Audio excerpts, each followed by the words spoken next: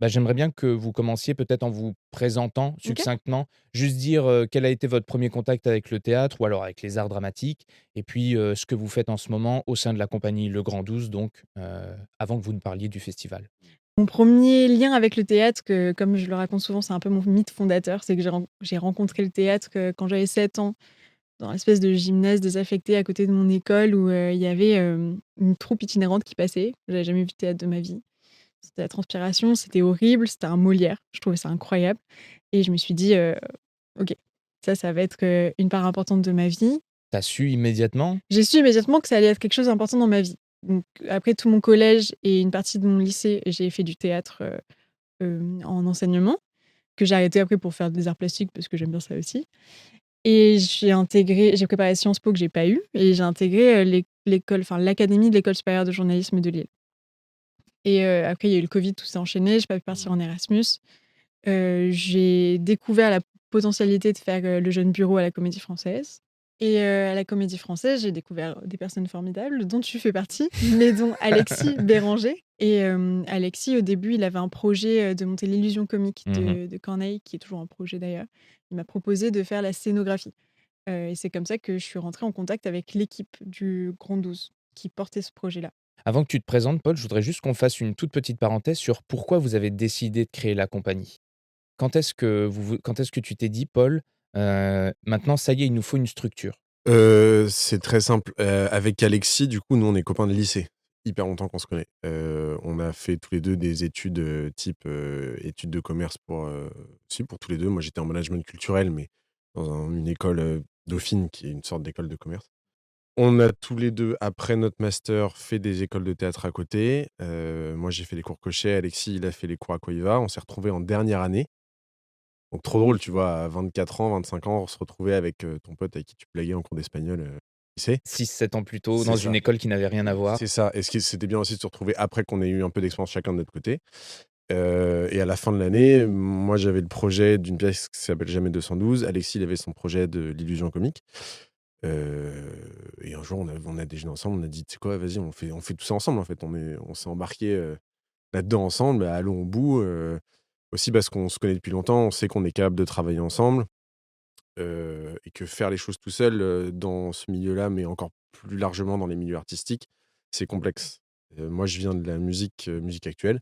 J'ai toujours fonctionné en groupe, tu vois? J'étais le batteur, il y avait le bassiste, machin, truc. Il y en avait un qui faisait plus la com, il y en avait un qui faisait plus, la recherche de concerts, il y en avait quelqu'un qui cherchait enfin, qui s'occupait de l'administratif et tout. J'ai toujours fonctionné comme ça et ça fonctionne beaucoup mieux. Surtout, quand tu commences et que c'est à moitié ton métier. Mmh. Nous, on a commencé à avoir besoin de se structurer, notamment pour des sujets, administratifs type subvention, pour travailler avec des partenaires professionnels, il faut être structuré. Parce que si tu as pas d'association ou de maison de production et si tu as pas de licence d'entrepreneur du spectacle qui va avec, bah, tu es pas pris au sérieux tout simplement. Tu peux pas te produire. Tant que tu n'as pas la personnalité juridique, Mmh. en fait, tu n'existes pas aux yeux, des partenaires, C'est et ça. cetera et puis tu ne peux pas agir, pour vendre des spectacles, par exemple, en tant que particulier.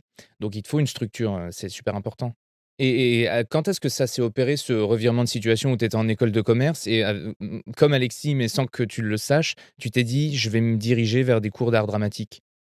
Moi, j'ai découvert le théâtre en action culturelle sans savoir ce que c'était de l'action culturelle en terminale.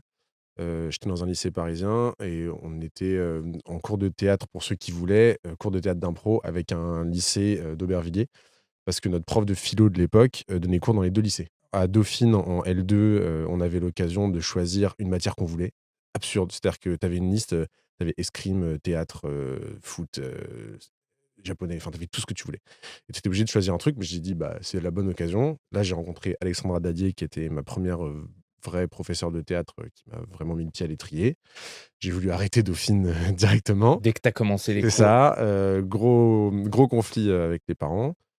Finalement, j'ai rencontré enfin 2 personnes qui ont changé ma vie à ce moment-là, qui sont, Étienne de Choulot et sa femme Bénédicte de Choulot. Étienne, son frère, c'est le directeur, du cours Cochet de Lavenne, Pierre de Lavenne, et Étienne m'a dit: «Bah, voilà, tu vois, j'ai un frère, moi, qui est allé au bout de ses études et grâce à son diplôme, lorsque son patron, on va dire, lorsque son maître, a dû prendre sa retraite, lui avait la capacité, de par ses études, et les compétences qu'il avait développées, de reprendre la main.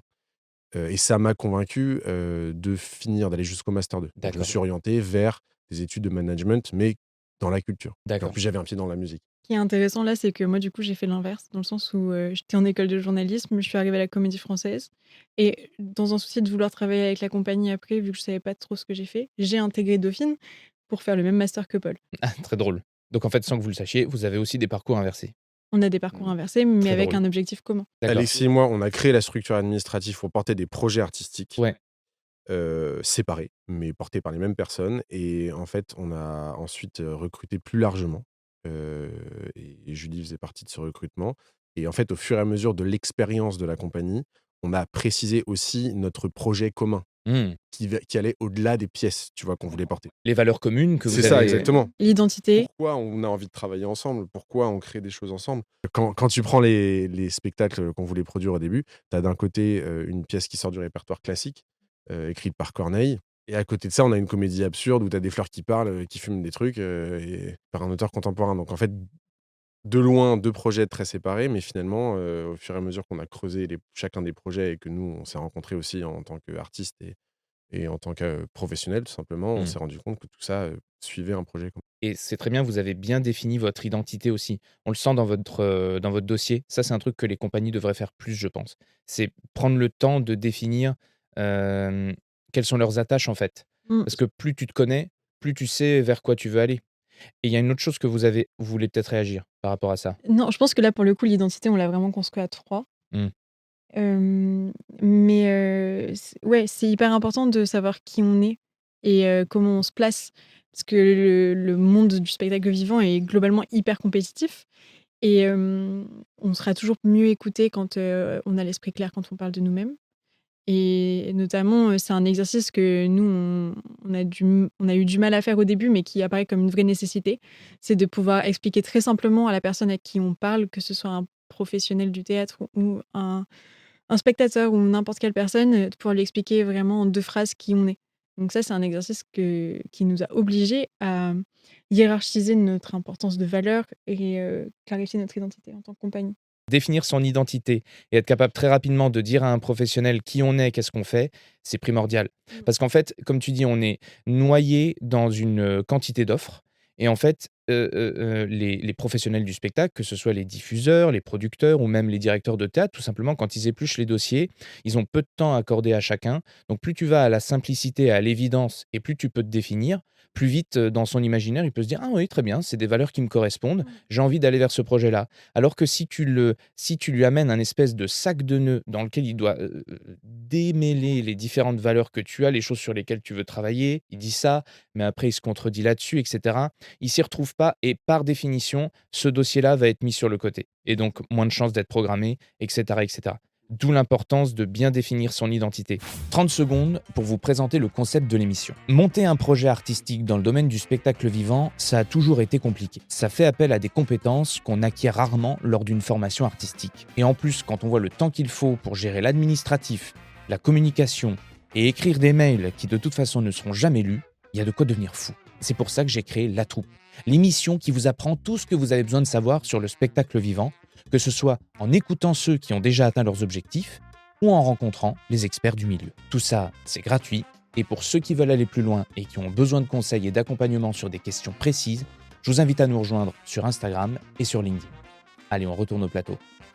Hier, une amie m'envoie un dossier et je le relis et elle me dit: «Oui, mais tu sais, là, il est très, très long, j'ai écrit vraiment beaucoup de choses, après ce sera plus court». Je lui dis: «À mon sens, c'est très bien que tu aies beaucoup écrit au début, parce que ça t'oblige justement à même toi-même pour t'auto-convaincre, presque t'auto-éduquer sur ce que tu veux faire, Mmh. c'est important d'écrire beaucoup pour Mmh. être sûr que tu allais chercher chaque détail de ce que tu veux faire en termes de spectacle ou en termes de valeurs que tu veux représenter et cetera, quitte à épurer après». Mais justement, pour obtenir une définition de soi-même qui tient en 2 phrases, je pense qu'il faut avoir écrit, 4 pages. Enfin, vous avez dû le voir quand vous avez écrit vos dossiers les premières fois, je pense. Nous, ça a été surtout énormément de discussions parce qu'on vient avec Alexis, vous avez des milieux assez, similaire dans le sens où vous avez fait votre lycée ensemble et vous venez du même endroit, donc de Paris, même si vous avez des ancrages territoriaux très forts, dont notamment le Berry. Alors moi, je viens pas du tout de là, quoi. Je viens de la campagne pure et donc il fallait aussi qu'on se regroupe autour de nos expériences de théâtre qu'on peut avoir en commun et de ce qu'on voulait faire aussi. Je pense qu'un conseil pour une jeune compagnie comme la nôtre, c'est de se dire qu'on peut pas être partout et qu'il faut vraiment, hiérarchiser ou mettre en avant le cœur de ce que tu portes. C'est quoi le plus important pour toi? Quand on a beaucoup discuté de ça, de ce que c'était la compagnie, parce qu'on avait tous des envies, tu sais ce que je veux dire? Je sais pas, vas-y. On avait tous des envies assez différentes et pourtant on se regroupait autour, de 2 choses particulièrement, c'est, la générosité et le partage et Alexis nous a dit cette phrase formidable un jour: «Finalement, la compagnie, c'est comme un confit de canard» et je trouve que c'est assez beau. Pourquoi il a dit ça? Parce qu'un confit de canard, c'est quelque chose qui est hyper généreux et qu'on a envie de partager avec plein de gens. Waouh! Pas un confit de canard tout seul. Tu ne fais pas un confit de canard tout seul chez toi.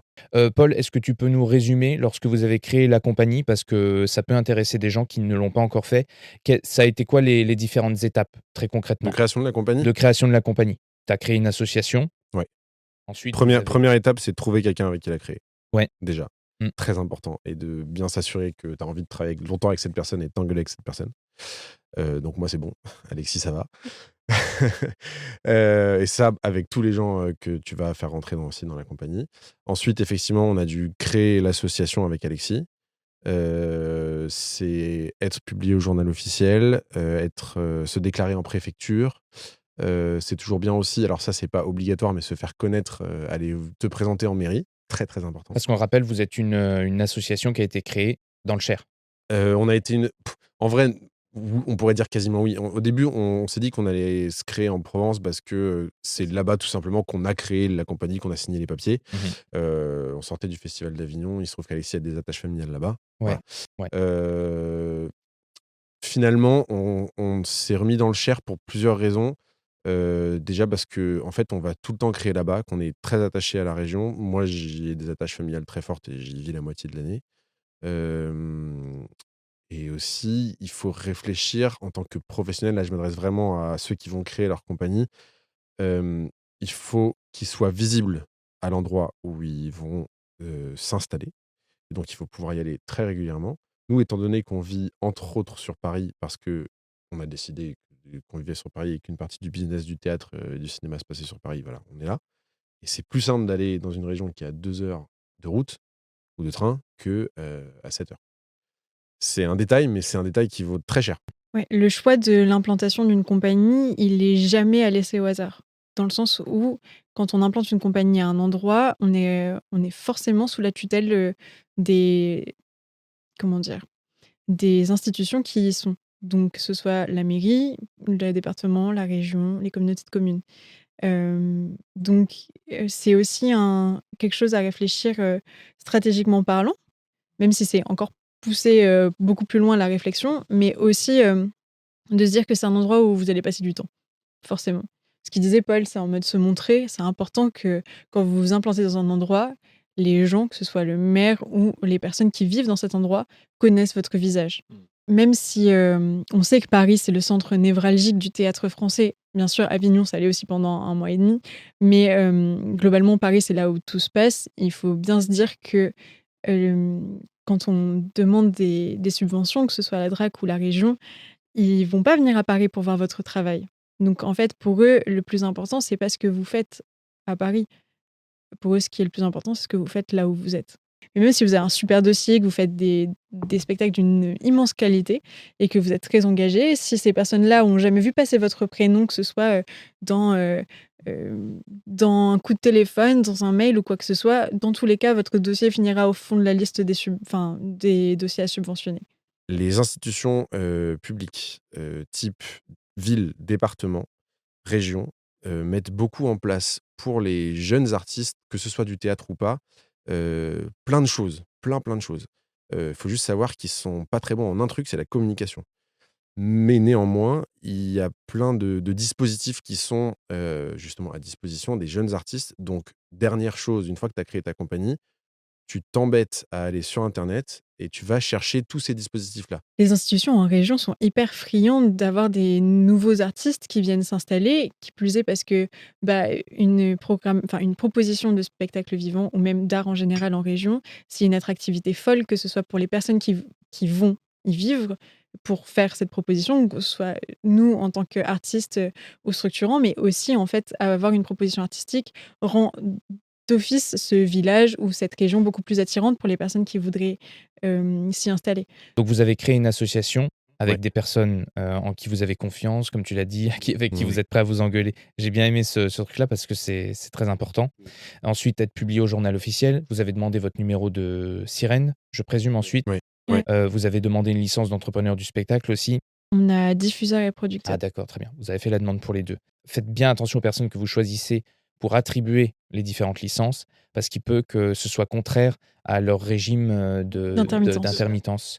Voilà, faut bien faire attention aux personnes qui veulent créer des associations et se mettre à l'intérieur ou qui veulent être titulaires des licences. Faites très, très attention, mais on fera un épisode là-dessus, aux règles de l'intermittence parce que ça risque de bloquer et vous pourriez, ne pas avoir droit au statut. D'ailleurs, si vous êtes des artistes hyper importants, ne soyez ni président, ni secrétaire, ni trésorier de votre association. Voilà, Ça, Et c'est n'ayez pas la licence en ça, c'est la base. la base, très bien. Choisissez des copains. Merci Julie, merci Julie, c'est très bien que tu l'aies dit. Donc vous avez obtenu les licences et ensuite vous avez dû peut-être aussi vous enregistrer aux différentes caisses de cotisation? Alors, il y a une petite astuce pour ça quand tu as la flemme. Parce que tout ça est assez compliqué. C'est qu'il y a des spré il y a des c'est qu'il y a des prestataires, qui t'aident à faire les paies et ces prestataires-là, quand tu n'es pas encore affilié à ces caisses dont tu parles, ils s'en occupent pour toi.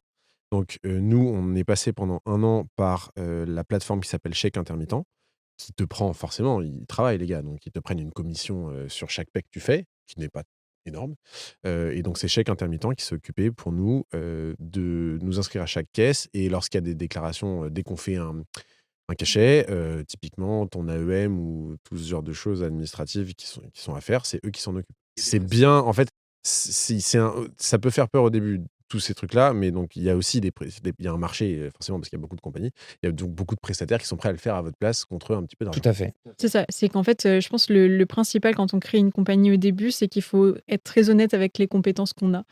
Donc forcément, on va gagner en compétences, on gagne toujours en compétences, mais si tu sais que toi, tu charbonnes sur la communication ou que tu charbonnes sur les relations publiques ou quoi que ce soit, bah, garde-le pour toi et après, essaye de déléguer, trouve des astuces pour pouvoir te former, demande des conseils aux gens ou, par exemple, passer par ces prestataires-là. Mmh. Parce qu'en fait, la création d'une compagnie ou d'une association, c'est tellement de Oui. travail, c'est tellement de choses auxquelles on ne peut pas penser forcément. Il y a pas un manuel, un guide de comment créer une bonne Ça compagnie. viendra, on va en faire un.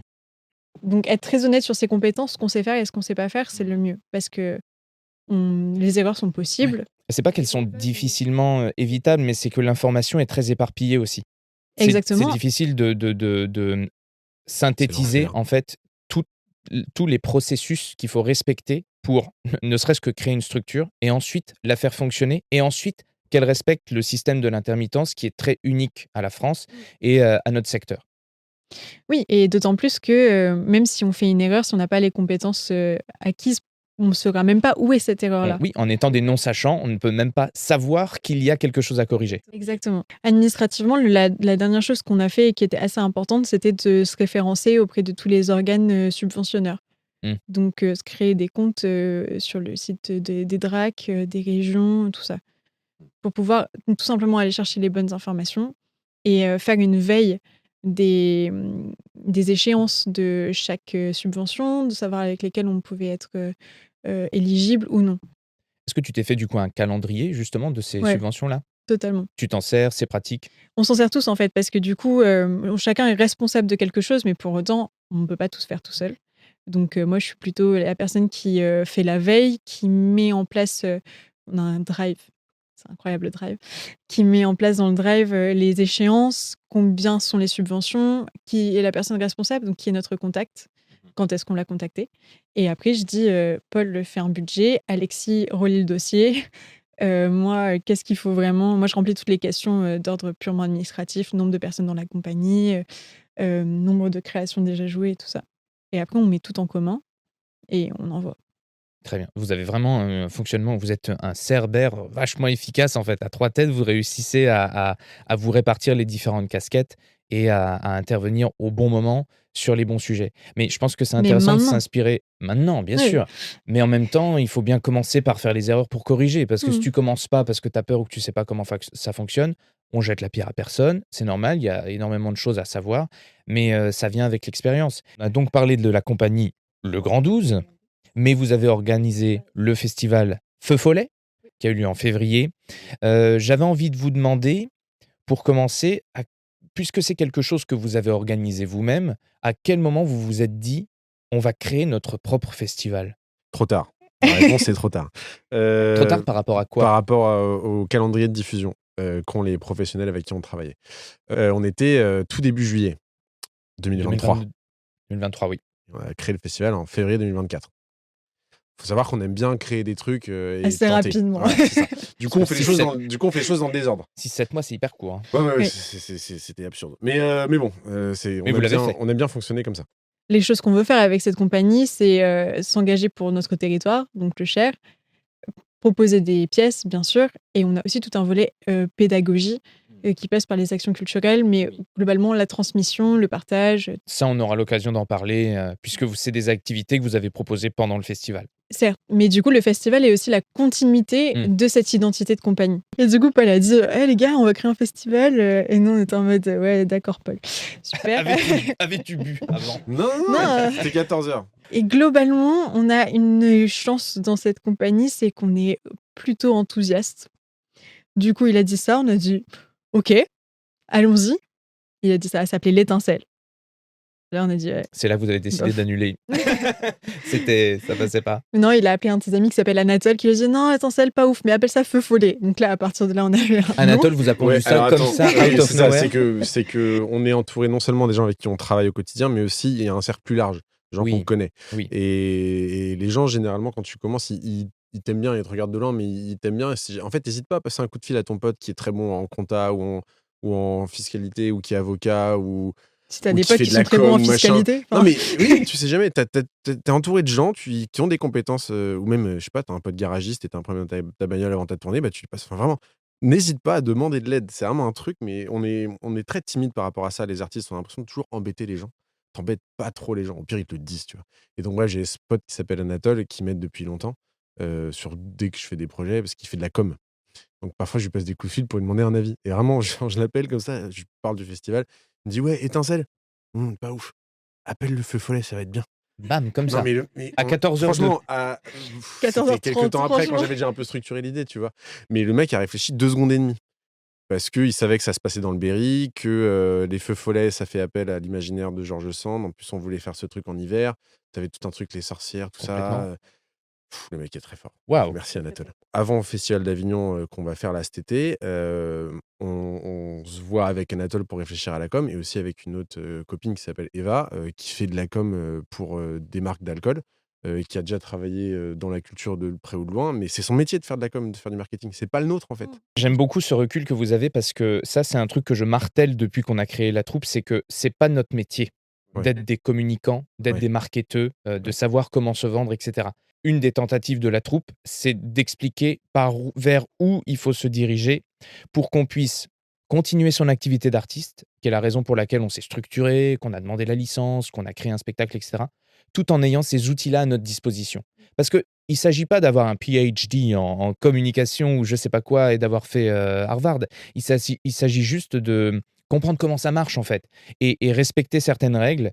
Et en faisant ça, tu es au-delà de 95% des propositions, en fait. Et grâce à ça, tu peux aller beaucoup plus vite, beaucoup plus loin et faire vivre ta compagnie. Et peut-être engager des gens, faire vivre tes amis, avoir des expériences. C'est en ça que c'est super utile ce que vous dites, de essayer de récupérer, être honnête avec ses compétences et essayer de récupérer les informations capitales qui font que tel ou tel truc peut être validé. C'est-à-dire le marketing, la communication, etc., la liste que je vous ai fait juste avant. Ouais. Pourquoi on a créé le festival aussi, donc il y avait un souci de diffusion de nos spectacles déjà, mais aussi parce que nous, on fait nos résidences donc à Éric, qui est la ville, le village plutôt, dans lequel on est implanté, et on fait des sorties de résidence là-bas. Donc généralement, on joue dans une petite salle, qui est une salle des fêtes et Elle est qui est une grande, elle est jolie grande, salle des elle est grande. fêtes, mais qui est une salle des fêtes, somme toute, d'un village dans le Cher, qui ressemble à quasiment toutes les autres salles des fêtes, de villages partout en France. Et les gens étaient extrêmement heureux, de venir voir cette sortie de résidence et nous, vu qu'on y est très régulièrement, on discute avec eux et souvent, il y a eu, comment dire? Cet engouement par rapport à ce qu'on pouvait proposer et comme je le disais tout à l'heure, dans la compagnie, il y a ce souci-là d'ancrage territorial, de partage, de conflit de canard et donc on s'est dit que c'était aussi un moyen de proposer à des, villages qui étaient comme le nôtre, une proposition artistique que nous, on amène avec nos qualités de professionnels du spectacle vivant. C'est-à-dire pas forcément professionnels dans le sens qu'on fait mieux que tout le monde, mais en revanche, on a une certaine capacité à proposer de la technique de qualité parce qu'on a des décors, on a des spots, on a du son de qualité. Vous vous êtes formé à l'utilisation On est des outils qui formés à permettent aussi l'utilisation. d'utiliser la lumière, On a entre autres. vous êtes des comédiens professionnels, moi je suis pas comédienne, mais des comédiens professionnels et une possibilité du coup de faire des ateliers, et d'être au plus près des gens. Donc c'est un peu cette idée-là. Donc forcément, pour pouvoir s'implanter dans le territoire, on avait besoin d'une possibilité de déplacer ce festival. Donc l'itinérance s'est rapidement imposée à nous Mmh. et là, ça a été le début de l'aventure. Une fois que vous vous êtes dit tout ça, donc on veut faire un festival pour diffuser notre pièce, on veut être proche de notre territoire, donc faisons des actions culturelles et vu qu'on est des professionnels, qu'on sait qu'on a un spectacle qui est qualitatif et qu'on sait comment le déplacer, on va faire de l'itinérance. Une fois que vous avez eu toutes ces idées-là, comment vous avez ça a été quoi l'étape d'après?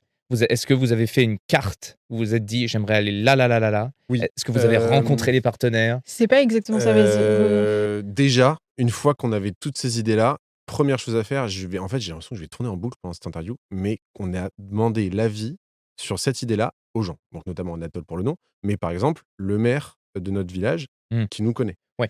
Donc on lui a dit: «On a cette idée-là, qu'est-ce que tu en penses? Une pièce, jeune public, une pièce tout public, on a des idées d'action culturelle, le prix c'est tant». Le prix, c'est important parce Oui, qu'on est professionnel. j'aimerais qu'on en parle. Après. On va en parler après. Mais Ouais. donc il nous a dit: «Bah, les gars, oui, les ateliers là, c'est optionnel, mais le mettez pas optionnel». Parce qu'il se trouve que nous on a, Julie l'a un peu dit déjà, on est, très attachés aux actions culturelles et la première année de la compagnie, grâce à un théâtre partenaire qui est un théâtre, qui est le Théâtre de l'Étoile du Nord, heu, qui est un théâtre conventionné parisien. On a eu l'occasion d'être artiste associé du Musée du Louvre dans le cadre des actions, qu'ils mènent de médiation entre des collèges, lycées et les œuvres, tu vois? Et ça, notre maire le savait déjà parce il nous suit. Et puis puisque vous êtes allés à sa rencontre aussi, je Parce présume? qu'on est allé à sa rencontre Vous aussi. vous êtes montrés? C'est ça et il nous a dit: «Les gars, ça, vous faites ça bien, allez-y à fond parce qu'en plus, votre festival, il est super, mais vous voulez faire ça en hiver. Les gens, ils ont du mal à sortir depuis le covid, encore plus en hiver». Après, c'est aussi pour ça qu'on l'a fait, tu vois? C'est pour bouger un peu, les gens et participer au dynamisme culturel du De la territoire. région. Mais il nous a notamment dit: «C'est pas optionnel, ça, c'est obligatoire. Vous le vendez absolument parce que ça va plaire et en plus, on en a besoin, et en plus, ça va vous ramener du public».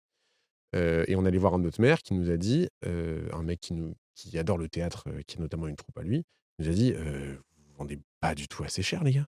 Vous êtes fous ou quoi?» Alors, on avait fait exprès de se vendre pas cher parce qu'on voulait être produit et qu'on s'était dit qu'on faisait ça en 6 mois, tu vois? Mais donc, une fois que tu as l'idée, encore une fois, tu vas voir les gens, qui sont compétents, dans le domaine qui t'intéresse Et qui sont concernés et qui aussi. sont potentiellement concernés aussi Ouais, double et intérêt du tu coup. leur poses la question: «Est-ce que le projet, il vous paraît bien ou pas?» Tu parles du prix du coup. Comment vous avez décidé du prix initial? Est-ce que ça a été du coup un argumentaire auprès des communautés après? Des communautés de communes, je veux dire, des villages?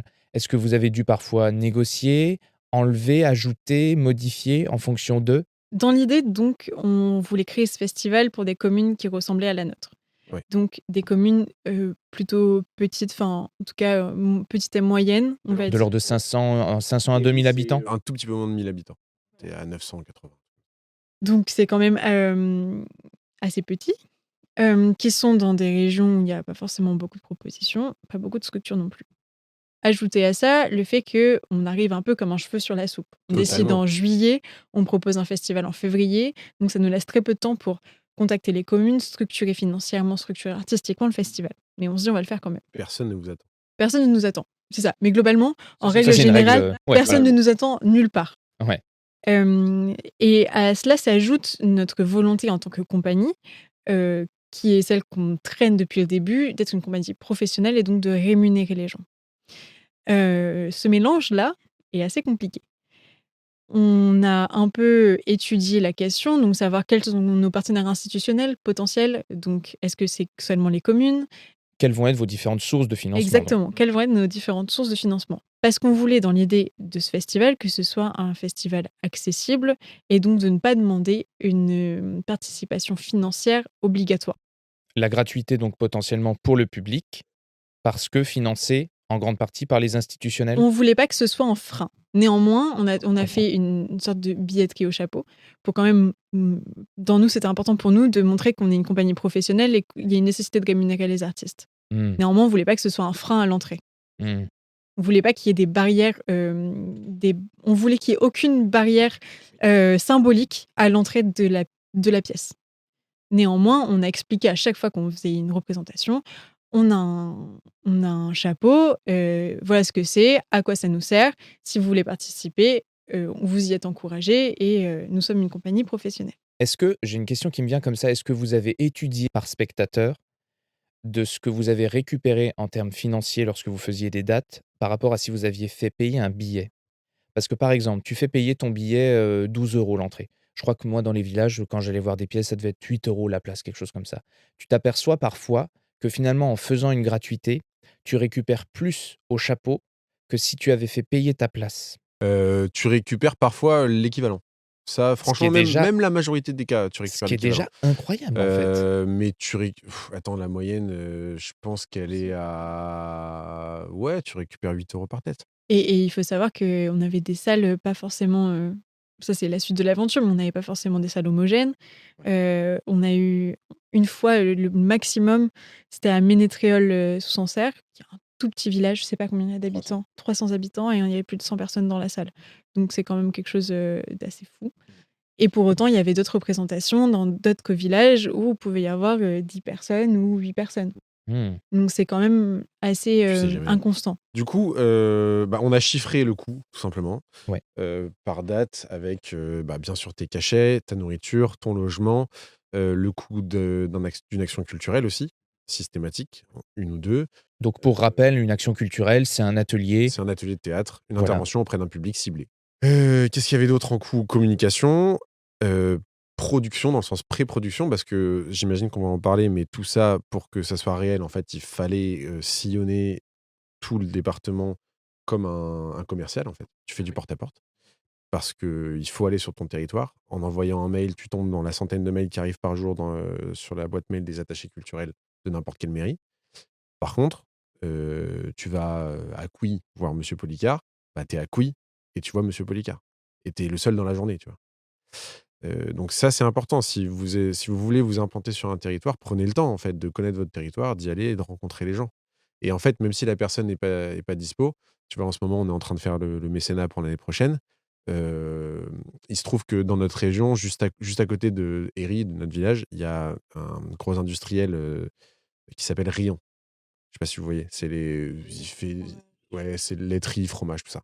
D'accord. Et ben, on essaie de rentrer en contact avec eux depuis quelque temps. On y est allé la semaine dernière, on s'est pointé. Bon, la personne n'était pas disponible, mais du coup, on a donné à sa secrétaire le dossier. On est sûr que le dossier sera étudié. On a un rendez-vous avec elle dans 2 semaines, tu vois? Il y a un truc inestimable, c'est qu'il y a eu le contact humain entre vous et Voilà, une personne qui est sur place. Alors c'est que ça, quand on reste sur du mail, du c'est ça. message, ou même du courrier éventuellement, si on utilise encore ce biais de ce moyen de communication-là, il y a pas de contact. Ça Même le téléphone, en fait, et encore mieux la poignée de main ou le regard, une conversation, ouais, ça connecte immédiatement et il y a une sorte de à partir de ce moment-là, il y a un espèce d'engagement avec la personne, Mmh. même si ça ne donne rien. Nous, on a déjà fait plein de fois, justement, en allant, toquer à des portes, même dans des musées, heu on est entré en contact avec des personnes exact. qui nous ont dit, «Ah oui, mais bien sûr, absolument, on va faire quelque chose ensemble». Et d'autant plus parce qu'en fait, si les gens, eux, ça les concerne pas parce qu'on n'est pas dans leur créneau ou quoi que ce soit, ou qu'ils ont pas le temps, ils disent: «Ah bon, alors moi non, mais en revanche, je connais quelqu'un qui, je vous donne le numéro de téléphone» et en fait, par là, on a accès à toute une constellation de relations humaines qu'on n'avait pas, nous, en tant qu'artistes, quand on se présente à l'origine. Et ensuite, c'est beaucoup plus facile à partir de ce moment-là parce que Tu dis: «Je viens de la part Je de viens de la part de madame, quelqu'un? quel est» voilà. Financement? Ouais. On était sur Donc les Comment ventes. tu as financement, budgétisé donc ça? d'abord, on a budgétisé, tu fais la liste de tes dépenses, Ouais. tu fais des calculs et ensuite tu fais la moyenne avec le nombre de spectacles que tu penses faire. Donc nous, on pensait en faire une dizaine d'éditions avec 2 spectacles et des ateliers, sur 4 semaines. Donc voilà, on a chiffré tout ça. Ça nous donnait un coût par édition du festival, par date du festival. Et donc ensuite, on est allé avec notre petit dossier. Alors je ne sais pas si c'est très 2024, le côté non digital de la chose, mais on s'est rendu compte, en tout cas dans le Cher, que c'était d'une utilité incroyable, le fait d'avoir des supports physiques. Parce que, tu arrives avec ton support physique, tu vois pas la personne, de toute façon, il y a le support qui est là, la personne a le temps de le lire, en sachant qu'on s'adressait, comme tu as dit, à des petites communes qui avaient pas beaucoup de budget. Donc on a dit qu'on faisait payer 50 du coût à la commune. Mais ce qui fait il faut trouver 50 ailleurs. C'est énorme, c'est énorme et encore, on n'était pas sur une édition qui coûtait très cher. Hem Et donc là, on a complété comme on a pu. On a fait effectivement un chapeau, parce que c'est très important, comme tu l'as dit, pour nous, que les artistes soient rémunérés, y compris par le public, même si c'est financé autre part. Le public doit intégrer le fait que les artistes, c'est pas quelqu'un à qui tu donnes une tape dans le dos, un bout de pizza et puis voilà. Non, tu le payes à la hauteur de ce que tu peux, mais tu le payes. Heu, on comptait sur des subventions ultra locales type, mairie, communauté de communes, départementale, régionale, voire nationale. Quand je dis nationale, c'est les DRAC qui représentent le ministère de la Culture, et les mécènes. Et les mécènes, on était parti du principe que voilà, une fois qu'on avait réussi à avoir un impact sur le territoire, si on arrivait à trouver des professionnels du privé qui avaient les mêmes valeurs que nous, on allait pouvoir être suivis. Il se trouve qu'en 6 mois du coup, parce qu'en fait on a eu l'idée en juillet, mais bon en août, tout est fermé, donc tu t'y mets en septembre pour février. Côté mécénat, c'était assez complexe. Heureusement, on avait quelques connaissances perso, qui sont très attachées au territoire qu'on défend et nous ont un peu aidés. On a eu un mécène qu'on connaissait ni d'Ève ni d'Adam qui nous a suivis. C'était encore une fois du porte-à-porte et un jour je suis tombé sur ce gars, Éric Louis, qui a un vignoble à Sancerre, qui est très attaché à la culture il est à Ménétréol justement. Je pense qu'il a participé au fait que ça ait bien fonctionné. Il organise tout le temps des concerts, des trucs, super ce mec. Qui nous a suivis, tu vois, sur quelques centaines d'euros, trop bien. Mais à part ça, c'était un peu le point qu'on n'a pas trop réussi, mais par manque de temps, tu vois? Oui, je comprends. Mais du coup, vous diriez qu'à peu près, ça représentait combien de pourcents pour chaque poste de financement? Les subventions que vous aviez, rassemblées en termes, local, régional, représentaient, ont fini par représenter 50 du financement du non? D'accord. Pas du tout. Mais c'est parce que encore une fois, on a eu pas suffisamment de temps Ouais. Ouais. pour, parce qu'en fait, on s'est rendu compte tardivement parce que donc créer ce Découvrait. festival, ça nous a permis de découvrir l'organisation, donc l'architecture des, compétences culture, donc qui sont la personne qui a la compétence culture, que ce soit le département, la communauté de communes ou la commune et la personne à qui tu t'adresses. Or, à l'intérieur des communautés de communes, ça ne fonctionne pas toujours pareil. D'accord, C'est oui. pas une règle générale. Mmh. Donc c'est en fonction de la grosseur, en fonction des personnes qui sont au comité de direction et tout ça. Et on s'est rendu compte qu'aussi chaque commune avait des, calendriers différents sur le bouclage des budgets, sur l'attribution des subventions et tout ça. Et oui. Or, nous, quand on est arrivés, donc on a commencé à travailler tous les 2 sur, l'appel aux communes et aux communautés de communes. Il était septembre et on y Entamé. est allé en octobre, donc à la rencontre des gens. Pour février, c'était déjà trop tard quasiment, sachant que, ils sont en train de commencer à prévoir le budget de février 2023 à peu près maintenant. De 2023? De 5. De 2025 2025, à oui. peu près maintenant. Oui, oui, il y a un truc, oui, oui, ça c'est un élément que tu rappelles, mais qui est très vrai, c'est que, lorsque tu veux organiser des choses dans n'importe quel, dès que c'est institutionnel, en fait, dès que ça touche à une commune, dès que ça touche à un lieu public, en fait, quand tu es, au milieu de l'année, ils ont déjà prévu le programme de ce qui allait avoir C'est lieu ça, au même moment pour Totalement. l'année plus 1, l'année N+1. c'est ça. Donc ça, il faut pas partir du principe que tu as une idée géniale et sous prétexte qu'elle est géniale, dans 3 semaines, mais même dans 6 mois, hein, elle va avoir lieu dans le lieu que tu as repéré. Quand bien même tu as très bien ciblé la personne, Mmh. que tu veux choisir ou le lieu, heu, Parce que c'est comme ça. Les budgets sont votés en amont, les calendriers sont votés en amont et là, nous, on a commencé, au mois de mars déjà à être sollicités pour des événements qui auront lieu en janvier, février et il est important d'envoyer tous les éléments d'information dès maintenant. Donc voilà, c'est pour du début 2025, premier trimestre 2025. Donc tu fais bien de le rappeler, il y a des décalages Voilà. non seulement de trésorerie, mais aussi de calendrier qui sont à prendre en compte. Plus tôt Totalement. on s'y prend, le plus on a de chances quand même de pouvoir s'insérer dans une programmation, même lorsque c'est, de la commune. D'où l'importance donc de sillonner les Mmh. différents endroits que vous aviez repérés en amont quand même, je présume? En partie. En partie. Mais En partie. mais Pas parfois, tant. en fait, tu vas pas t'arrives par ricochet à des endroits. Oui, je comprends. Tu vas quelque part, on te renvoie autre part, tu Oui, vois? ouais. Mais d'où l'importance pardon, tu voulais finir ton idée? Non, mais là, c'est le moment qui, au final, a été le plus long et le plus instructeur pour nous parce qu'on s'est vraiment, heurtés au fait que nous, en tant qu'artistes, il fallait qu'on développe aussi, des compétences en réseau je dirais marketing, même pas de marketing, mais juste, de vente, quoi. Ouais. Il Bah, faut de c'est du d'argumentaire de vente. C'est commerce génial. Mais sur plein de complètement. trucs Mais je suis complètement d'accord avec vous et et c'est puis, important de maîtriser ça. On en était où dans ma vie, mon œuvre? On en était au moment où tu nous parlais de ce vigneron qui a fait Éric goûter Louis. ce petit mojol non, Ah non, ouais? tu déjà parlé d'Éric Louis. Ouais, on a déjà fait, mais j'adore parler des couilles. Je voudrais que tu me parles du coup de concrètement, combien ça coûte de faire jouer Dis les chiffres. une pièce Dis comme les chiffres. ouais, combien ça coûte Est-ce de que t'es faire jouer millionnaire, une Paul? pièce comme Jamais 212 dans un village? Du coup, c'est quoi ta question? C'est le coût ou c'est le prix? De Pareil. ben, Parce que oui, faut structurer son prix en fonction de son coût, mais c'est pas la exactement. même chose. Eh ben, je veux bien que tu nous parles du prix, du coup, Et ben du prix, ou d'une fourchette de prix. déjà ça va dépendre de la personne à qui tu t'adresses. Si jamais c'est une association, qui est super sympa et qui a pas beaucoup de revenus, tu vas pas faire la même chose que si jamais c'est un partenaire privé qui a plein d'argent, qui est une entreprise, qui est pas à 1 000 € près, quoi. Mais donc d'abord tu pars de ton coût, Mmh. et ensuite, moi je dirais que tu le doubles, quoi, pour commencer les négos. Parce qu'à un moment, il faut bien bouffer. Mmh, mmh, Mais mmh. aussi parce que lorsque tu es artiste et que tu vends ton spectacle, tu vends pas simplement la représentation, tu vends toute la préparation Bien sûr. qu'il y a eu avant, pardon, les résidences, la création de décors et tout, Tout le à fait. temps administratif, le temps de production. Et donc tout ça, il faut pas avoir peur, ni honte, ni quoi que ce soit de l'inclure dans le prix. Ah oui, mais Le complètement. prix de votre spectacle, ce n'est pas simplement le prix le nombre de cachets que ça va vous coûter, c'est tout ce qu'il y a autour. C'est pas simplement le coût plateau. C'est pas simplement le coût plateau. Mmh. Jusqu'en fait aussi pour que les partenaires se rendent compte parce que, ils ont une vague idée de combien ça coûte. Mais du coup, ils peuvent très vite te dire: «Mais pourquoi ça coûte tant?» Et en fait, si toi, tu as déjà toutes tes lignes, de dépenses, de Mmh. facturation, Mmh. ils sauront un peu plus pourquoi. Totalement et moi, je voudrais rajouter là-dedans, c'est qu'aussi, il y a des coûts auxquels on ne pense pas forcément, dont notamment la nourriture. Vous partez en tournée, il va y avoir à un moment donné du catering, que ce soit avant les représentations ou juste faire manger vos comédiens. La communication auquel on ne pense pas, souvent.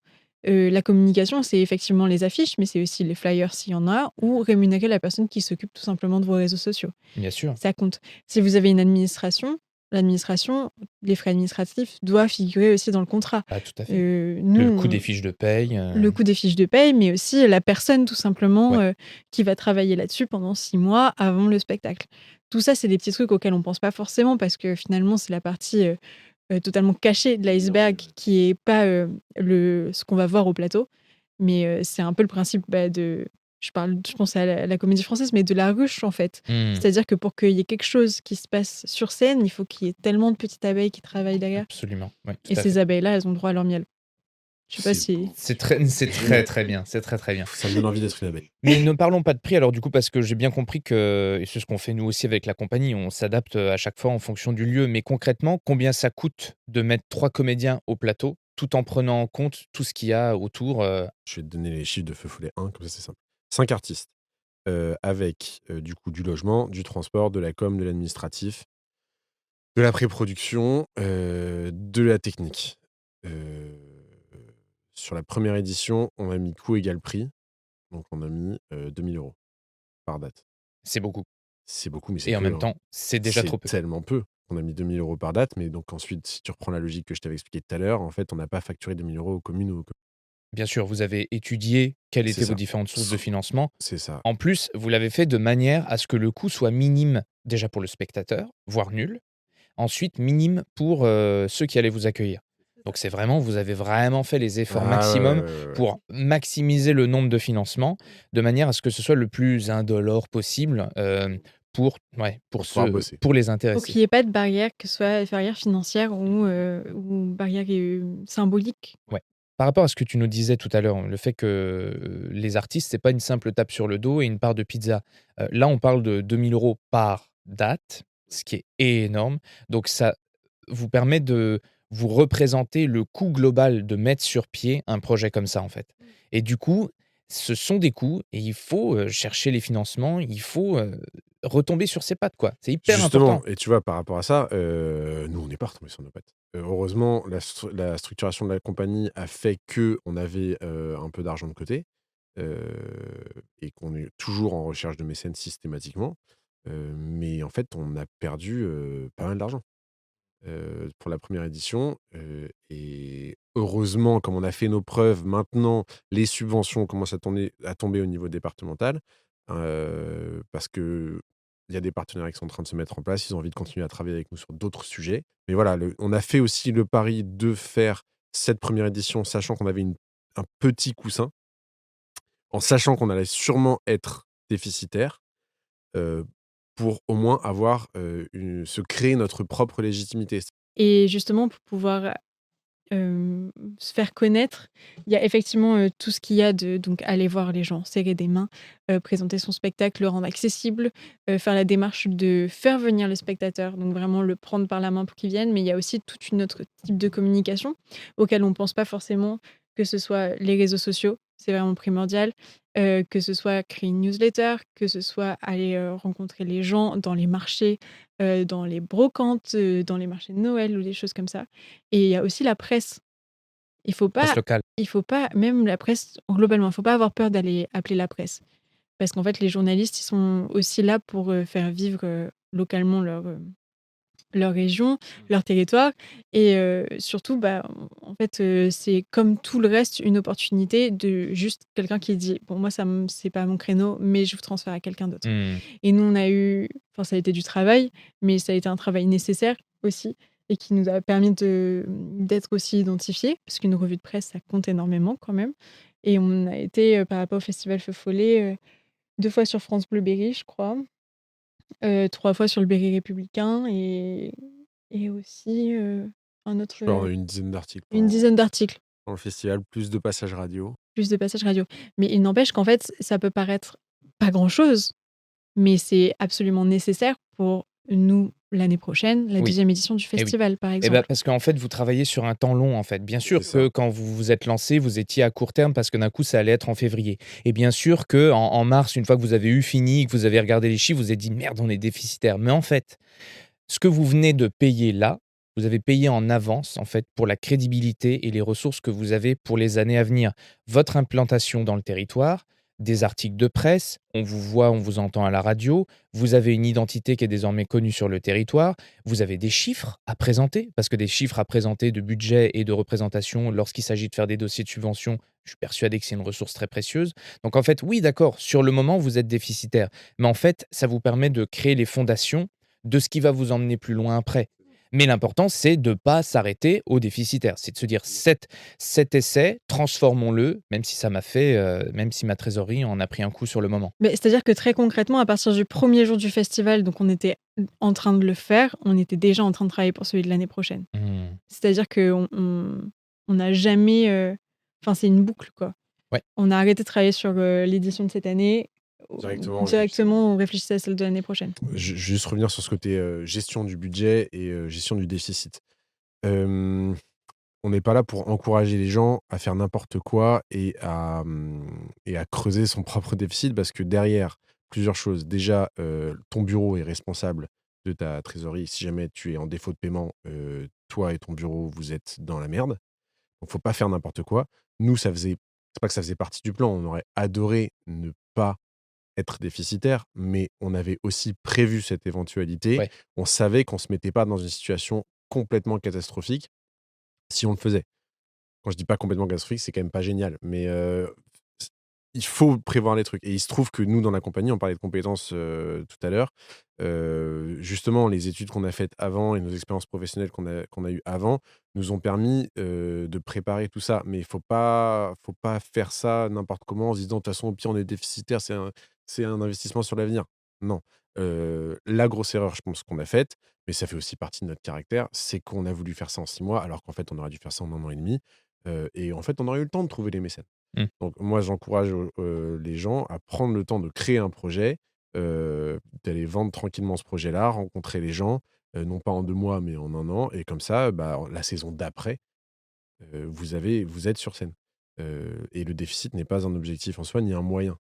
Attention, vraiment. Aussi, nous, on a l'avantage d'être 3 et c'est extrêmement difficile de se lancer dans une compagnie tout seul et encore une fois, moi, j'encourage à ce que les gens aient des collaborateurs et des collaboratrices. C'est hyper important. Diviser pour mieux régner, Diviser pour, pour être mieux plus serein, ouais, pour dormir. Diviser diviser pour pour dormir. réduire l'angoisse. Ouais, c'est clair. Pour réduire. Présenter sous le bon angle C'est les ça. faits. C'est ça. Et tu peux le faire presque dans n'importe quelle Totalement. situation, pour n'importe quelle facette de ta vie, si tu veux, hein. Exact. C'est comme un entretien d'embauche. Tu peux dire, eh ben, je suis hyper organisé, ou alors tu peux dire perfectionniste, ou trouver une manière négative de le dire. Il y a quasiment toujours une manière de présenter positivement ou négativement les choses. Donc rassurer, du coup, en présentant des Rassurer partenaires. en présentant les partenaires avec qui tu as déjà travaillé, réfléchir aussi à la manière dont tu vas présenter ta pièce ou tes pièces.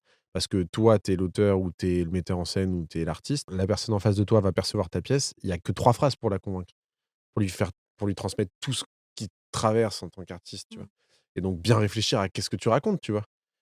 C'est l'histoire de Comme ce que tu l'identité de la veux. compagnie dont on Ouais, parlait tout à pareil, l'heure. il faut être ultra clair sur ton identité. Parce que Et aussi, ce que je voudrais mettre en avant là-dedans, c'est qu'il ne faut pas se sentir agressé. Dans le sens où les gens ne te connaissent pas, ne t'attendent pas, ne savent pas ce que tu vas faire. Et je pense que là, c'est le moment où vraiment, en tant qu'artiste, on doit mettre un peu son ego de côté, quitte à simplifier au maximum ce qu'on fait ou à l'étoffer si les gens veulent aller un peu plus loin. Mais je pense que le vrai travail, là, c'est un travail d'adaptabilité, c'est être sûr de soi-même, être sûr de ce que tu veux présenter, être sûr de tes pièces, tes vocation ou velléité artistique, mais être en capacité d'adaptation avec la personne que tu auras en face de toi. Parce que la personne que tu as en face de toi, en fait, peut-être que c'est un élu et que si c'est un élu, c'est pas forcément une personne qui comment dire? Qui a fait des études en lien avec la culture ou quoi que ce soit. Notamment nous, dans nos villages, dans le Cher, il y a plein d'élus qui sont, des agriculteurs, qui sont, des maîtresses d'école, qui sont, tout un tas de professions, auxquelles nous, on se confronte pas particulièrement en tant qu'artistes dans nos cercles de communication assez restreints. Donc il faut aussi être en capacité de pouvoir adapter son discours sans se trahir, mais en tout cas Hem, Alexis dirait, de pouvoir, réfléchir à ces éléments de langage. Qu'est-ce qui, pour moi, sans me trahir, ressemble à ce que j'ai envie de dire et qui pourrait être bien reçu par la personne d'en face? Tout en sachant que cette personne-là, on l'a évoqué avec une compagnie, la dernière fois, qui a aussi fait une tournée, en région. Cette personne-là a peut-être des comptes à rendre aussi. Si elle totalement. décide de vous allouer du budget, il va falloir qu'elle rende des comptes, et il y a le risque que, elle passe pour quelqu'un d'incompétent si c'est un fiasco, ce qui serait normal, Totalement. et donc il faut, lui montrer des éléments qui vont la rassurer. Totalement. Et puis aussi, il faut se détacher du jeu politique interne qu'il peut y avoir entre des communautés de communes et des communes, entre des élus d'une certaine, enfin, entre plusieurs élus d'une même commune, entre, des maires, tout ça. Mmh. On n'est finalement que des partenaires artistiques, mais on n'a pas vocation à avoir une place importante dans la politique de notre territoire. On a évoqué énormément de choses sur le festival, de l'organisation à l'exécution. Peut-être qu'on peut faire une, dernière parenthèse sur, vos actions culturelles. Est-ce que vous pouvez nous donner une action culturelle type que vous avez fait, et à quel point ça a été un argumentaire décisif pour que les partenaires vous fassent confiance? L'action culturelle, globalement, le projet pédagogique de la compagnie, c'est ce qui est un peu dans notre ADN depuis le début, parce que tous les 3, avec Alexis, et même globalement les gens qui tournent autour de la compagnie, on a tous été, à un moment donné, impactés par des gens qui sont venus nous voir. et qui ont pris le temps de discuter avec nous, de transmettre un peu de ce qu'ils savaient du théâtre et de comment ils le voyaient. Quand on a créé le festival, c'était assez clair pour moi et après j'en ai discuté avec tout le monde de proposer des ateliers. Qui plus est parce que ça ressemblait beaucoup, très égoïstement, à mon histoire aussi, de me dire moi j'ai eu la chance d'être confrontée au théâtre parce qu'il y a une troupe itinérante qui est venue et qui m'a permis de discuter, de faire un atelier, tout ça. Après, on avait 2 pièces, du coup, cette année et on a pris le temps chacun, donc chaque équipe, de discuter ensemble. C'était moi qui chapeautais un peu le truc parce que juste c'est ma responsabilité au sein de la compagnie, mais de discuter ensemble de déjà, comment se sentaient les gens par rapport à l'action culturelle. Parce que, un artiste, c'est pas forcément un médiateur culturel. Tout à fait, ouais. C'est pas inné, ouais. C'est pas inné. Et il y a des artistes qui peuvent aussi ne pas aimer ça du tout, ou qui peuvent préférer avec des adultes et pas avec des enfants, ou avec des enfants mais pas avec des personnes âgées. En fait, on n'est pas là pour forcer les gens non plus. On est là pour co-construire un projet avec eux. Donc déjà, ça a été le premier temps, c'était, qu'est-ce que vous aimez faire? Comment vous vous sentez? Est-ce que vous avez déjà eu des expériences? Vous avez votre BAFA? Vous avez déjà été dans des collectifs? Vous avez déjà fait des ateliers ou quoi que ce soit? Après, dans un deuxième temps, ça a été bon, bah, qu'est-ce que vous aimeriez dire? Qu'est-ce que vous aimeriez transmettre de vos compétences en tant qu'artiste et de votre pièce? Est-ce qu'il y a des choses que vous aimeriez particulièrement faire? Si par exemple, notamment on est en train de discuter, nous, par rapport à l'année prochaine sur le festival Feu Follet, on sait que dans le Croissant Bleu, il y a beaucoup de choses qui sont en lien avec la lecture à voix haute. C'est sûr que les actions culturelles vont être majoritairement tournées sur ce projet-là. Absolument. Nous, on a la chance d'être une compagnie avec plein de compétences, plein de personnes qui savent faire beaucoup de choses. On n'aurait pas hésité à mettre la musique tout simplement parce que Paul est musicien, par Mhm. exemple. Donc après, cette partie-là où on est honnête avec nos compétences et honnête avec ce qu'on veut faire aussi, À nouveau. à nouveau, il y a toute une partie où on va essayer d'imaginer. Donc cette imagination, elle se base sur plusieurs choses. Donc qu'est-ce qu'on veut transmettre, qu'est-ce qu'on est capable de faire et qu'est-ce qui va être intéressant pédagogiquement pour notre public. Ouais. Et il y a justement, j'étais en train de me demander au fur et à mesure que tu le disais, il y a un cahier des charges pour mener des actions culturelles ou c'est quand même très arbitraire? Il n'y a pas forcément de cahier des charges. Nous, on dirait, dans la compagnie, c'est moi qui m'en occupe. Donc, j'essaye de faire en sorte que ce soit adapté. Pour ça, j'ai un appel à un ami, enfin plutôt un appel à une maman, puisque ma maman est puéricultrice.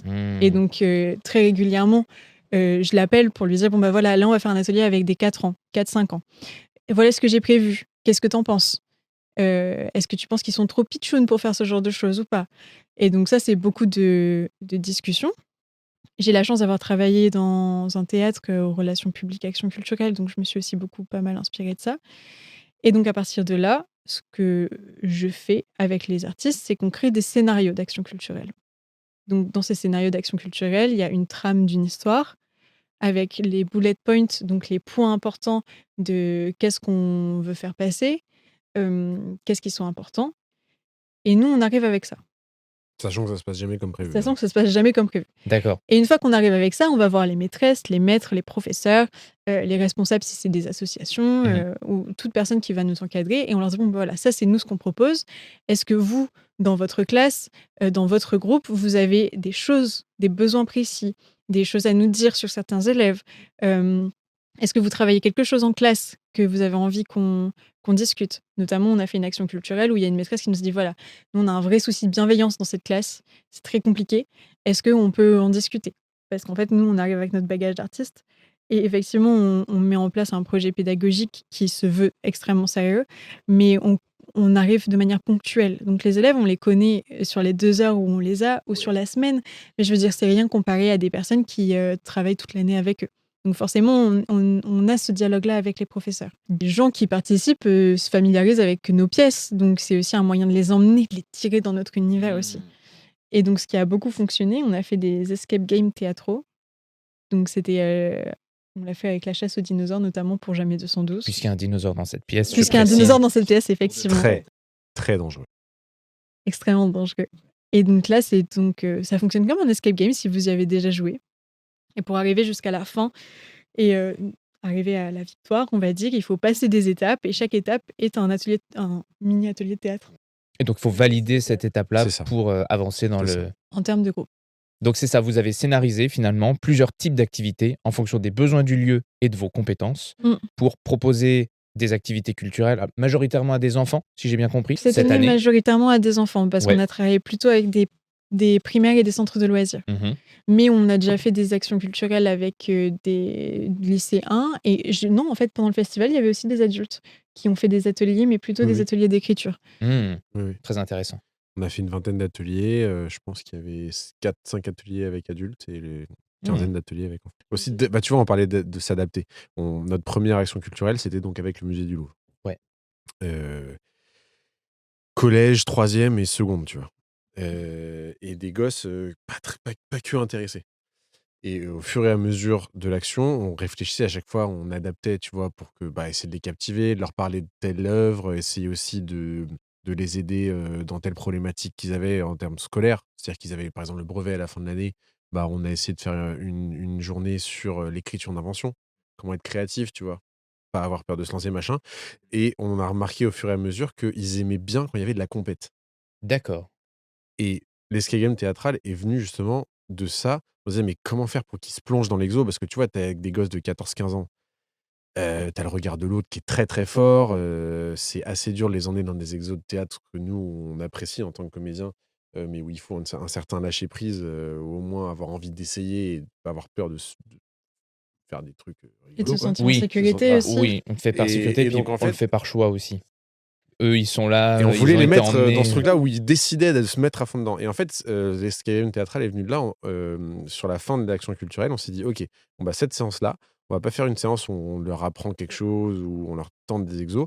On va mettre 2 équipes et en fait, le but, ça va juste être de battre le copain, quelle que soit la méthode». C'est-à-dire qu'en fait, l'exercice que tu vas donner pour eux, ça va être un match, ça va être un combat. Ça va pas être quelque chose d'artistique. Ils vont pas s'en rendre compte tout de suite. On les a juste mis en condition de compétition et à partir de là, du coup, là, c'était pas, le dinosaure qui mangeait des gens, c'était, le musée du Louvre qui cramait, ou Non, un truc similaire. il y avait le Il y musée avait du Louvre qui s'était fait voler ses œuvres. Non, c'est ça? Oui, il y avait le musée du Louvre qui s'était fait voler ses œuvres, mais enfin, il y a une salle où ça cramait. Enfin bref, il se passait plein de trucs, et il fallait absolument, sauver le musée, tu vois? Et donc c'était quelle équipe sauverait le musée et c'est pour ça qu'on parle de s'adapter, c'est que nous, on a des idées en tant qu'artistes, mais il faut surtout que ces idées, on arrive à trouver le moyen qu'elles parviennent, tu vois, au public que tu vises. Et donc ils étaient à fond et ça s'est super bien passé et à la fin, on leur dit: «Bon, bah, voilà, vous avez fait ça, vous avez réussi à vous concentrer, à avoir de l'écoute en commun, à faire de l'impro, à, il y avait plein de choses». Enfin, en fait, on leur montre aussi les compétences qu'ils ont réussi enfin les compétences, les actions qu'ils ont réussi à mener sans s'en rendre compte et ils étaient trop contents. Bah, justement, là, tu me parles du retour que vous faisiez, les lycéens, collégiens. Quels étaient les retours que les gens vous faisaient, quand vous avez fait le festival, par rapport aux ateliers et puis par rapport aux représentations aussi? Au fait que vous soyez venus à eux? Bah, les ateliers, c'est ce qui était génial et on avait déjà joué avec Jamais 212 sur le même principe en faisant des ateliers avant. C'est que vu qu'avec Jamais 212, toutes les actions culturelles mettent en avant des personnages, c'est-à-dire que c'est pas les comédiens qui y vont, mais c'est vraiment les personnages de Jamais 212 qui vont mener les ateliers. Ça permet non seulement une écoute de la part des personnes qui ont fait les ateliers et qui sont dans la salle après, qui au final on leur a donné aussi les clés ou le moyen de s'approprier les personnages, donc de s'approprier l'histoire et ils sont super contents d'arriver en sachant déjà plus ou moins ce qui va se passer, en connaissant le nom du personnage, en sachant ce qui se passe. «Oh, c'est la Marguerite qu'on a vue tout à l'heure!» Oui, Ouais, mais c'est Par ça, exemple. ouais.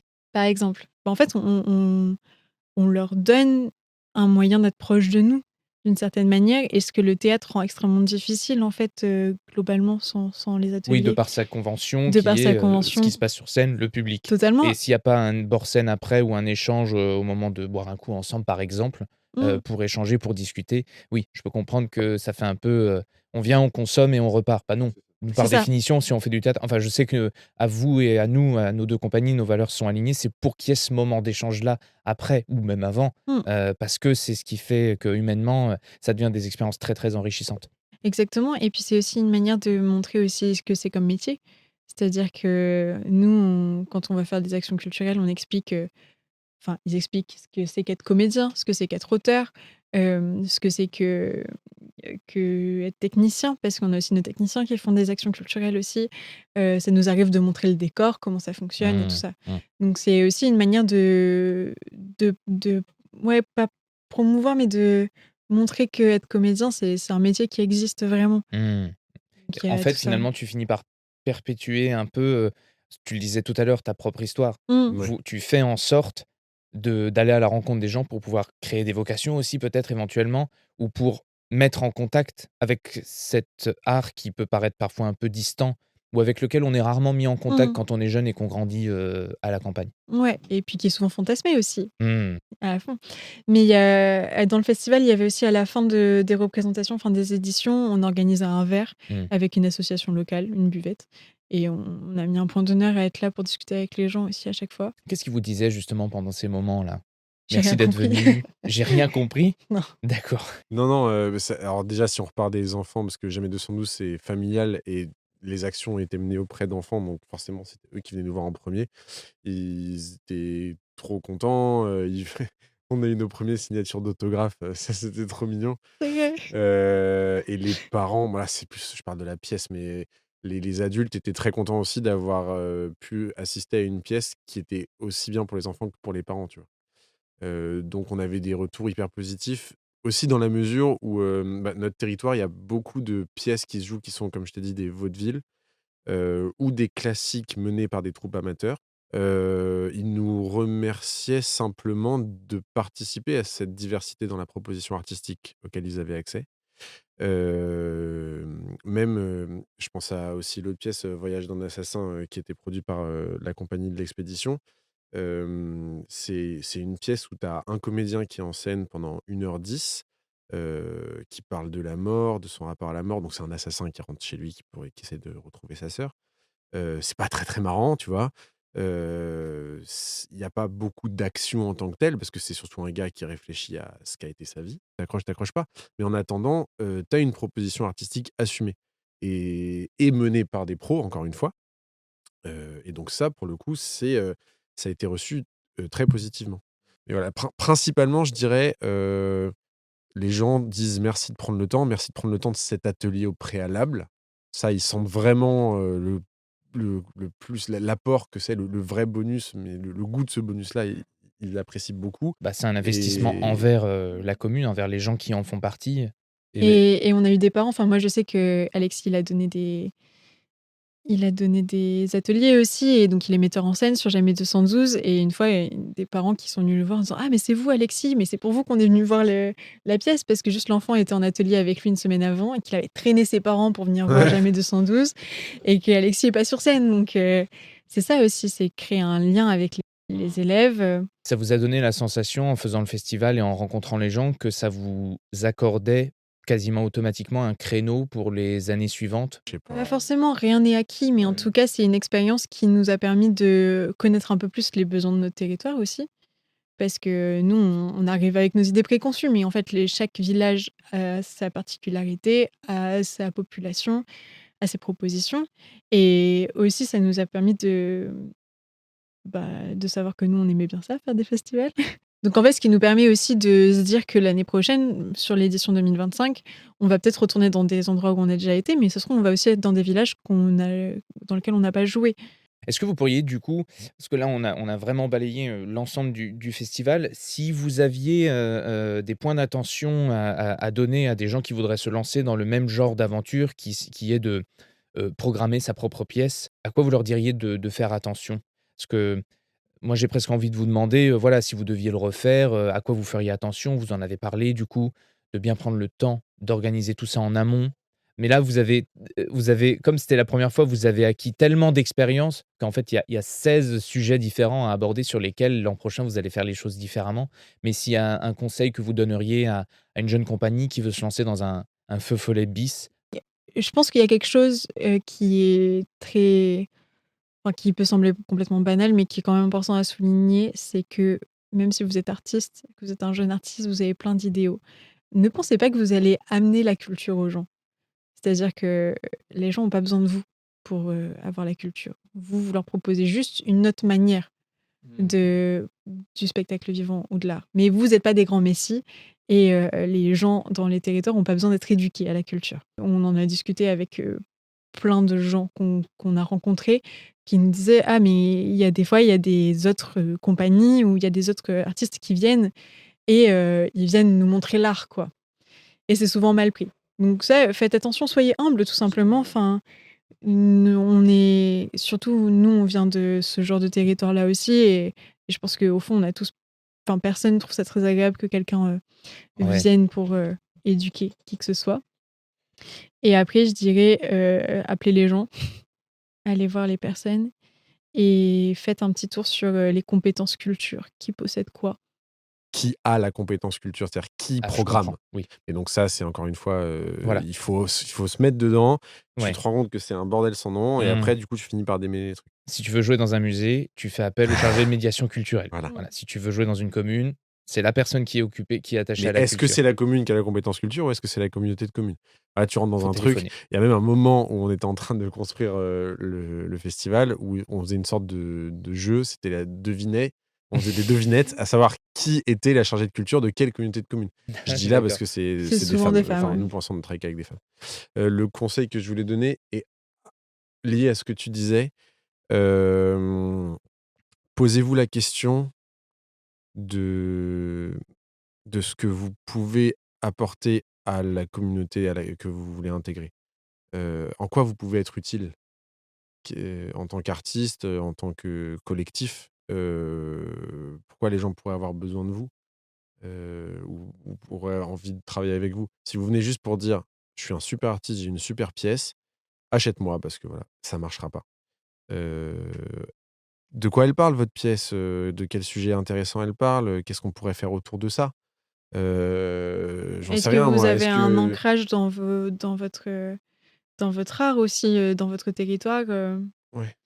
tout ce genre de choses, c'est vrai. Est-ce que tu vois, est-ce que ta pièce elle parle de nature? OK, dans ce cas-là, tu peux te rapprocher des gens qui s'occupent de ça, dans le coin ou qui sont sensibles à ça, peut-être les maîtresses, elles ont envie de enfin moi je vois au collège de Pouilly-sur-Loire, il y a tout un truc qui est fait autour du développement durable en ce moment, du coup, peut-être, tu vois? Mais pose-toi la question, pourquoi les gens pourraient avoir envie de travailler avec vous? C'est pas une évidence que les gens vont travailler.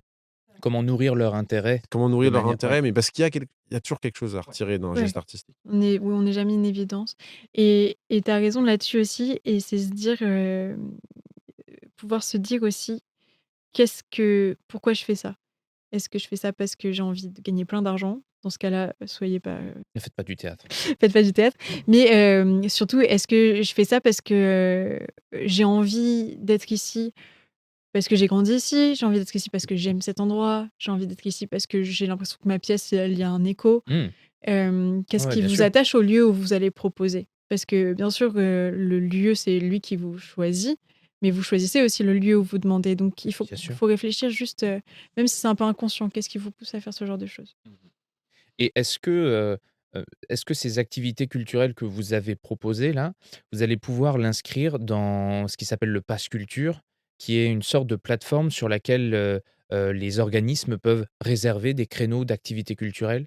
Vous vous y êtes, intéressés? Vous avez cherché à l'obtenir ce pass culture? Vous l'avez? Alors déjà, je reviens un tout petit peu sur ta définition du pass culture. Le pass culture, il faut savoir que donc il y a 2 sortes de pass culture. Un pass culture qu'on appelle individuel et un collectif. Mmh. L'individuel, il est, à libre disposition des élèves. Donc on leur alloue une somme chaque année, Entre 16 et 18. entre 16 et 18 ans. Je crois, du coup, tu vas confirmer Julie, pour qu'ils puissent dépenser cet argent, du pass culture dans des activités culturelles ou dans des produits culturels, il faut que ces produits ou ces activités aient en amont été reconnus comme faisant partie de ce pass culture. Exactement.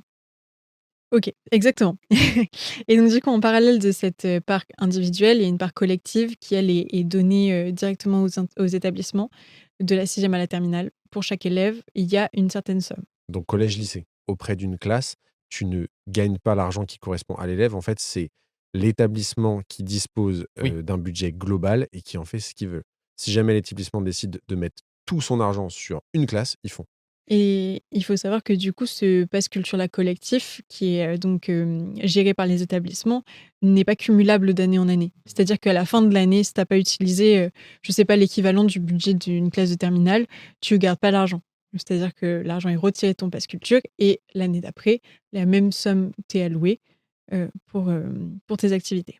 Sur la première fois, on a été refusé, on ne nous l'a pas donné, on a pu l'avoir parce qu'on a eu une lettre de recommandation du théâtre avec qui on travaillait à l'époque, l'Étoile du Nord, par rapport à nos actions culturelles avec le musée du Louvre, et aussi parce qu'on a montré des articles de presse.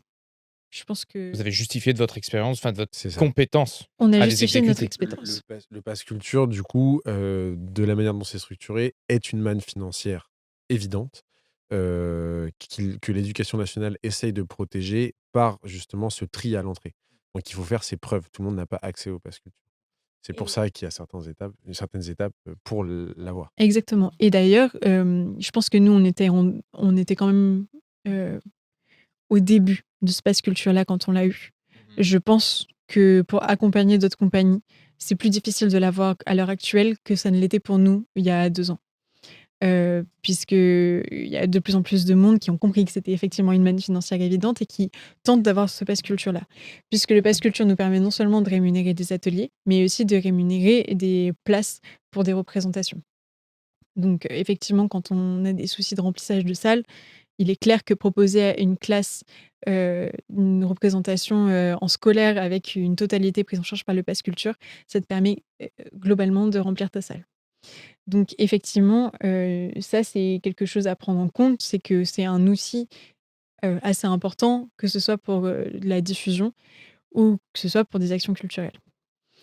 Donc toutes ces actions qu'on a menées avec le festival Feu Follet auraient pu rentrer sur le pass culture, effectivement, mais vu que nous, on a travaillé essentiellement avec des écoles primaires et des centres de loisirs, Qui ne ça faisait pas ça ne partie faisait pas des partie établissements. des établissements. Si on avait travaillé avec des collèges, effectivement, on aurait pu passer par le pass culture pour être rémunéré.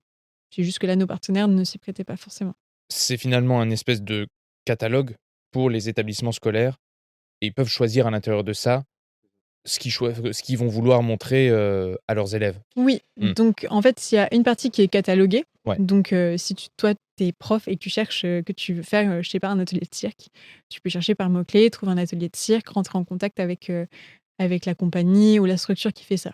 Mais il y a aussi une autre partie du pass culture qui est fléchée, on va dire. Mmh. Donc ça veut dire que si toi, tu es un établissement et que moi, je suis le 12 et qu'on veut spécialement travailler avec vous, je vais pouvoir flécher l'action pour qu'elle ne soit visible que de vous, D'accord, je vois. tu vois? Ouais, d'accord, tu peux faire une espèce de tri en amont des établissements qui vont être en capacité de voir ton Exactement. activité. D'accord, ouais.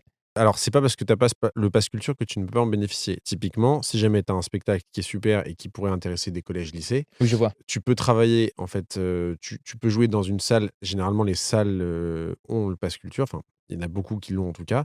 Tu leur demandes s'ils l'ont. Et si la salle a le pass culture, tu Oui. peux dire à la classe du lycée Jules Ferry à côté de chez toi de venir te voir et de payer ça via le pass culture. Et tu récupères ensuite, tu t'arranges avec le producteur, enfin Tout à fait, ouais. avec la salle. Le pass culture, effectivement, il est pas forcément facile à avoir, mais avoir le pass culture, c'est aussi s'engager à proposer des ateliers pédagogiques de qualité, puisque du coup, tu es référencé littéralement par le gouvernement.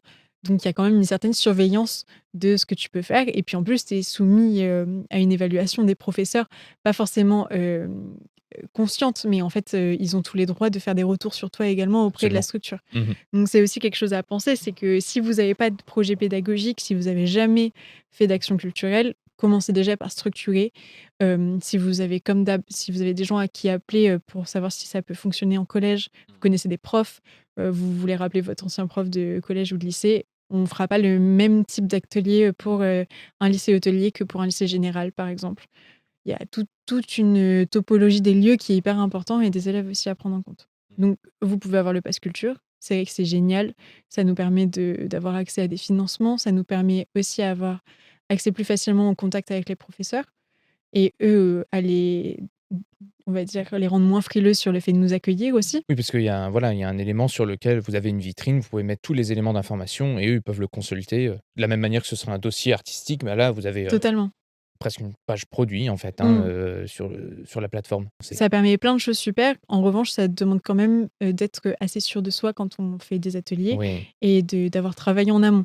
Et aussi, nous, ça fait partie du cœur de notre compagnie, le Mmh. projet pédagogique, les Oui. actions culturelles, mais tous les artistes ne sont pas obligés d'être C'est des pas le cas de médiateurs. tout le monde, absolument. Voilà. C'est pas Et c'est nécessaire, pas c'est pas grave. grave, absolument, tout à fait, ouais. Si vous sentez, vaut mieux que si vous sentez que vous n'êtes pas capable de faire ce genre d'atelier, ne pas le faire. Mmh, mmh mh. Plutôt que d'embarquer, des élèves, des collégiens pour qui ce sera peut-être le premier contact avec, l'art Mmh. dans des choses qui seront pas forcément où ils se sentent de toute façon, ils vont sentir que vous êtes pas à l'aise.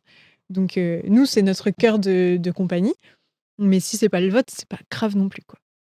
En 2 minutes, quelles vont être les prochaines actualités de la compagnie? On vous retrouve à Avignon donc? Mmh.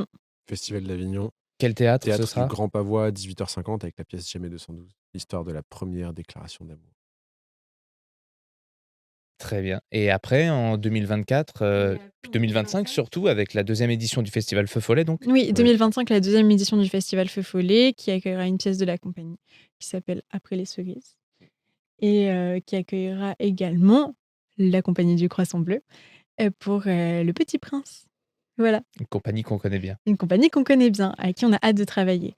Et après sinon, si vous voulez nous suivre sur les réseaux sociaux, n'hésitez pas et si vous avez besoin de quoi que ce soit aussi, on acceptera de répondre au téléphone comme on le fait si souvent, avec nos copains. Eh ben, super. Merci beaucoup. Merci Julie, merci Paul, Merci. je suis très content de vous avoir reçu. Vous avez vraiment une expérience, phénoménale et une manière de voir les choses, qui peut être très productive, je pense, pour une, jeune compagnie. C'est-à-dire que si toutes les jeunes compagnies commencent en se posant les questions que vous venez d'évoquer, je pense que 90 du boulot est fait et au moins on est soulagé sur la partie, logistique et on peut se consacrer plus à l'artistique. Mmh. Mmh. Est-ce que vous voulez, ajouter quelque chose, un conseil à donner par rapport au festival? Je sais qu'on en a déjà beaucoup parlé, mais il y a peut-être quelque chose, une question que je vous ai pas posée qui vous semblait essentielle? Pourquoi il est bleu le croissant? Ah! Parce qu'un croissant bleu, c'est curieux. Si, moi j'ai quelque chose à dire, quand même, on voudrait je parle pour toi, on voudrait vraiment remercier Alexis Béranger qui a pas pu être là, Oui mais qui est quand même notre, collaborateur, copain, camarade, et ami, oui. et ami, absolument absolu. Dans la vie comme Dans sur la le vie comme plateau. sur la scène et qui fait aussi partie de la compagnie et à plus forte raison, s'il n'était pas là, on fonctionnerait pas Mmh. et on est tous, très, interdépendants là-dessus. Mmh. Enfin pas interdépendants, mais on fonctionne à 3 et on fonctionne, bien à 3. Voilà, donc Alexis. Merci beaucoup Julie, merci Paul, c'était la compagnie Le Grand 12 avec nous aujourd'hui dans la troupe. À la prochaine. À la prochaine. Ciao.